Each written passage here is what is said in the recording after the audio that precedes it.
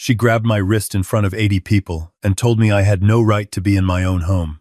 I did not raise my voice. I did not pull away. I just looked at her. Really looked at her, and I smiled. Not the kind of smile a man gives when he is happy. The kind of smile a man gives when he has already decided what comes next. My name is not important. What is important is that I built something from nothing. I grew up in a 2-bedroom house in Dayton, Ohio, with a father who worked double shifts at a parts factory and a mother who clipped coupons on Sunday mornings like it was a second job. We were not poor in the way that breaks people. We were poor in the way that teaches people. And I was a very good student. By the time I was 34, I owned a small logistics company with 12 employees and a lease on a warehouse outside Columbus. By 42, I had 3 warehouses, 41 employees, and a house on Lake Erie that my wife, Carol, called our slice of the world. Carol passed 7 years ago. Pancreatic cancer. Fast and brutal, the way that disease always is. I do not talk about that part often. I will just say that when you lose the person who made all the building feel worthwhile, you spend a long time wondering why you kept building at all, and then you keep building anyway, because it is the only language you know. My son, whom I will call my son because that is what he is and that was supposed to mean something, was 31 years old. He worked at my company. I had given him a vice president title and a salary that had no business being attached to the work he actually did. I want to be honest about that. I knew what I was doing. After Carol died, I think I was trying to keep him close. I told myself it was mentorship. It was loneliness with a better sounding name. His wife, I will call her my daughter-in-law, because legally she had been in the picture for 4 years. She came from money, or at least from the appearance of money, which in certain circles amounts to the same thing. Her father was a semi-retired real estate developer in Scottsdale. Her mother collected titles the way some women collect shoes. Board member of this charity. Founding patron of that foundation. They were the kind of people who talked about wealth as if it were a personality trait they had been born with rather than a circumstance they had inherited or stumbled into. My daughter-in-law was smart. I will give her that. She was strategic in the way that some people are strategic, always 3 steps ahead, always mapping the room, always knowing exactly which door she wanted to open before she had even walked through the current one. I noticed it early, and I told myself it was ambition. I told myself it was good for my son to have a partner with direction. I made excuses the way fathers of sons often do. They had been living in a condo downtown that I was paying for, $4,200 a month. I was also covering the lease on her SUV. Because my son had mentioned once, casually, the way people mention things they have already decided on, that her car was getting old and she needed something reliable. I did not ask questions. I signed the papers. That was my pattern, and I had been following it for years without examining where the pattern led. The event in question was my retirement party. I had officially stepped back from day-to-day operations 3 months earlier. My operations manager, a man named Dennis, who had been with me for 19 years and who deserved every good thing that was coming to him, had been promoted to CEO. My son was to remain as VP of Business Development, a role that Dennis had quietly told me was largely ceremonial, but that kept my son's health insurance and income intact. I had arranged that on purpose.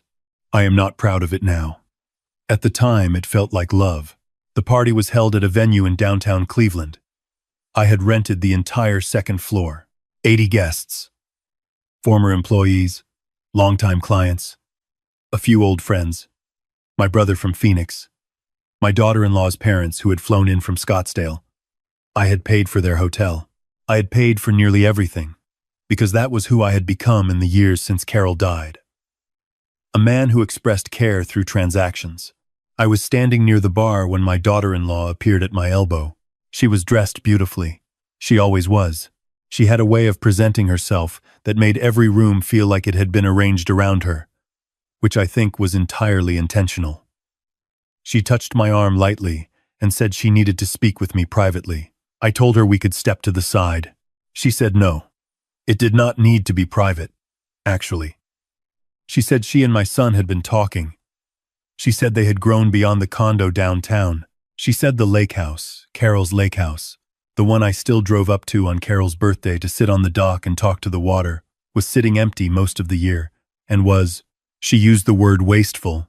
She said that as a practical matter, now that I was retired and scaling down, it made sense for them to take it.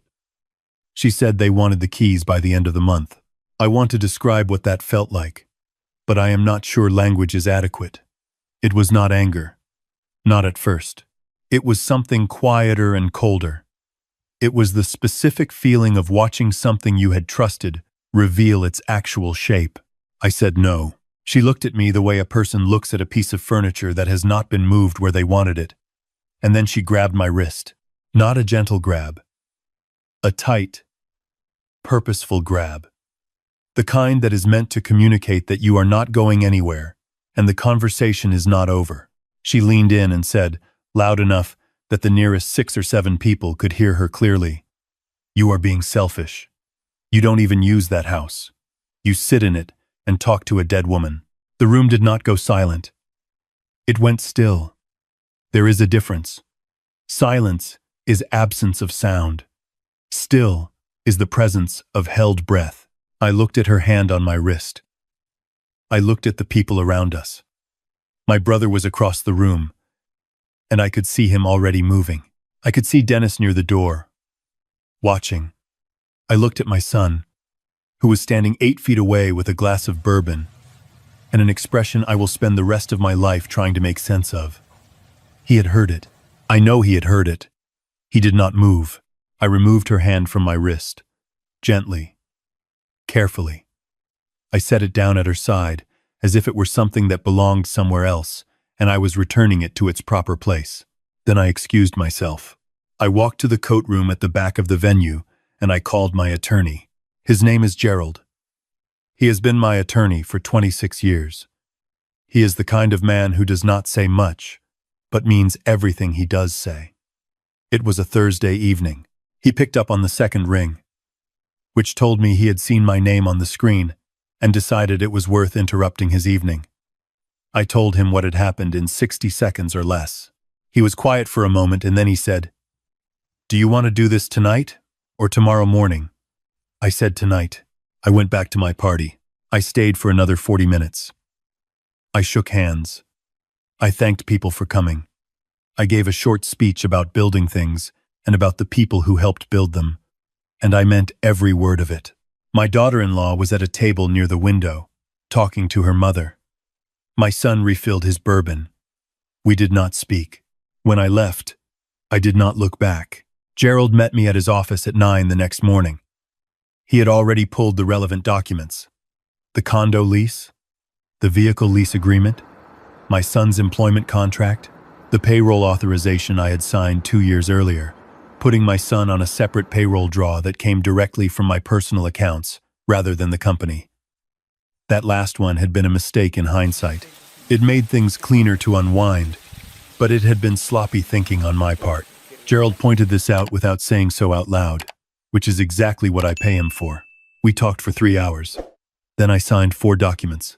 The first was a notice of non-renewal for the condo lease. The lease had a 60-day clause. We were within the window. The second was a notice to the dealership terminating my guarantee on the vehicle lease. That one had a 30-day clause that Gerald had found buried in paragraph 11 of the original agreement. He had flagged it years ago and I had forgotten about it entirely. Gerald does not forget things. The third was an instruction to my financial advisor to remove my son from the secondary account I had set up in both our names after Carol died. I had put $200,000 in it for emergencies. Gerald suggested I confirm with the bank that no withdrawals had been made recently. $43,000 had been moved out in the last 14 months, in increments small enough not to trigger automatic notifications. I sat with that number for a moment. I did not say anything. Gerald did not say anything either. Some numbers speak for themselves. The fourth document was an amendment to my estate plan. I am not going to describe the specifics because they are not the point. The point is that the lake house stays where Carol's heart was, which is in my hands, until I decide otherwise. It is not on any table. It is not available for discussion.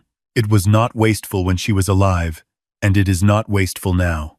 I drove home and I made coffee and I sat on my back porch for a long time. My son called at 11:15 that morning. I let it ring. He called again at 11:40. I let that one ring too. He called a third time at 12:30, and I answered. He said they had not meant for it to come out the way it did. He said his wife had been stressed. He said the party had not been the right setting and they should have talked to me privately first, which I noticed was an acknowledgement that the conversation was going to happen regardless, just in a different location. He said they really did need more space. He said the condo felt small. He said I was not being fair. I let him finish. Then I said, the lease on the condo will not be renewed in 60 days. The vehicle arrangement will terminate in 30. The account we shared has been separated, and I will be pursuing a full accounting of the withdrawals made over the past 14 months. His employment contract would be reviewed, and Dennis had been authorized to restructure the VP role based on business need rather than personal history. I said all of this the way I used to say things in negotiations, not with anger, not with volume, but with the particular flatness that means every word is load-bearing. He was quiet for a long time. Then he said, Dad, you're overreacting.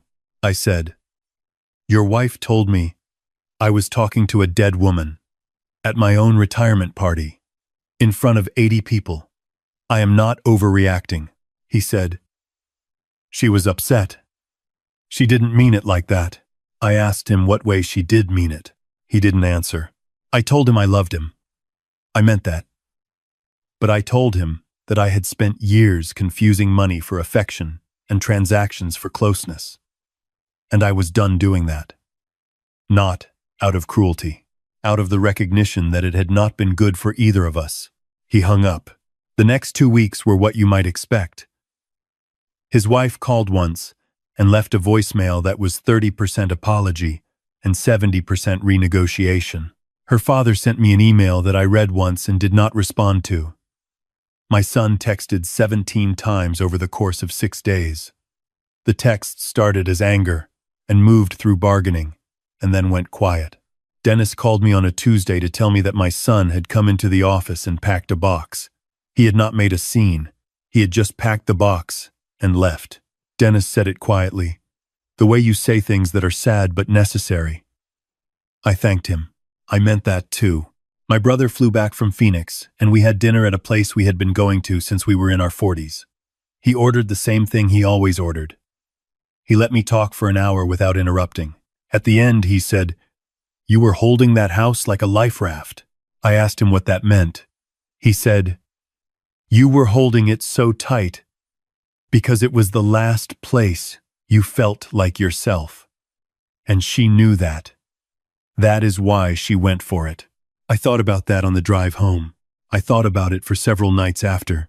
He was not wrong. The lake house was the place Carol and I had argued about bathroom tile for 3 weeks before agreeing on something neither of us loved, but both of us could live with. It was the place we had taught ourselves to kayak badly and laughed about it for years. It was the place I had sat on the dock the morning after her diagnosis and understood for the first time that I did not have a plan for this particular problem. I had always had a plan. I had built an entire life on the premise that preparation was a form of control, and there was something in the world that did not care about my preparation. So yes, I had been holding on. But there is a difference between holding on because you are afraid to let go and holding on because something is worth keeping. I had spent long enough confusing the two. What my daughter-in-law had done, not just the words, but the calculation behind them, the timing, the very public nature of the demand had actually done me an accidental favor. It had made the difference between those two things very clear. I went up to the lake house on a Saturday in early October. I had not been there since the previous spring. The yard needed work. The dock had a loose plank I had been meaning to replace for 2 summers. I spent the whole day doing things with my hands raking, repainting the post at the end of the dock, replacing the plank. I ate a sandwich standing at the kitchen counter, looking out at the water. It was not wasteful. It was one of the few places on earth where I could still hear something quiet enough to matter. The accounting that Gerald's team did on the shared account took 3 weeks. The $43,000 came from 17 withdrawals over 14 months. No single withdrawal above 5,000, which is the threshold for certain automatic flags. Whoever had been moving the money understood that threshold. I will leave you to draw your own conclusions about that. Gerald asked me how I wanted to proceed. I told him I did not want to pursue it legally. He asked me if I was sure. I told him it was enough that I knew. Sometimes, knowing is the point. Sometimes the action you take is simply to stop. Stop the access. Stop the arrangement. Stop the very generous fiction that everything is fine and everyone is acting in good faith. We stopped it. The condo situation resolved itself practically. They found an apartment and moved. I never saw the inside of the new place. I did not ask about it. My son and I spoke once more before Christmas. He called on a Sunday evening, and this time, the call was different. There was no negotiation in his voice. He sounded tired. He said he had been doing a lot of thinking. He said he knew that some things had not been right for a long time. He did not specifically address the money, or his wife, or the party, but there was something in his voice that I recognized the sound of a person who has started telling the truth to themselves, which is always harder than telling it to anyone else. I told him the door was still open. I meant it then. I mean it now. I will not pretend the last several months have been easy. There is a particular grief that comes with watching a relationship reveal its load-bearing cracks. Not the grief of losing something, exactly, but the grief of seeing clearly something you had been choosing not to see. I had built my son a life and called it love, and I am not entirely sure it was. It was easier than love, in some ways. Love requires you to let people fail, and wait, and struggle, and find their own footing. What I had been doing was more like insulation, protecting him from the consequences of himself, which also protected me from having to watch. That part was my fault. I own that piece. But the lake house is mine. The dock is mine. The 3 weeks of arguing about bathroom tile and the kayak, we still do not know how to properly steer, and the coffee Carol made every morning in a pot that was too large for 2 people. All of that is mine. Not because I am stubborn. Because some things cannot be converted into a transaction. Some things are not for sale. Gerald called me last week. He said my son had contacted his office and asked about a mediated conversation, a formal sit-down, with a neutral third party to work through outstanding issues. Gerald asked me how I wanted to respond. I told him I did not want a mediator. I told him I was willing to have dinner. Just the 2 of us. A restaurant.